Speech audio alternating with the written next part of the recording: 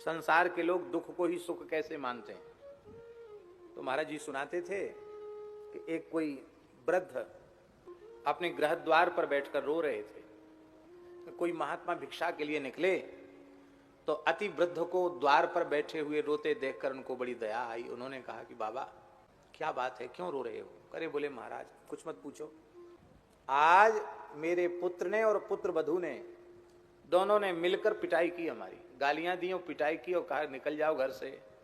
वृद्ध की दुख भरी व्यथा को सुनकर के, कथा को सुनकर के महात्मा बड़े व्याकुल हो गए, दुखी हो गए और उन्होंने कहा चलो कोई बात नहीं, अब घर से निकाल ही दिया है तो चलो हमारे संग हमारी कुटिया पे एक फूस की झोपड़ी तुम्हारे लिए भी डाल देंगे, वहीं रहना।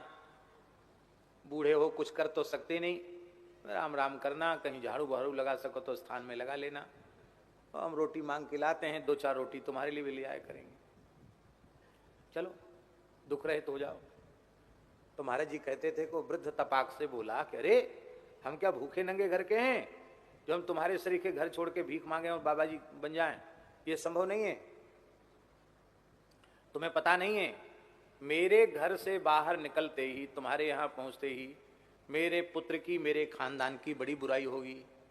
मैं अपने पुत्र की निंदा सहन नहीं कर सकता। तो फिर महात्मा ने कहा कि इतना समय हमारा खराब किया तुमने, फिर रो क्यों रहे हो? तो उस वृद्ध ने कहा तुम क्या जानो, तुम्हें इस सुख का बोध नहीं है।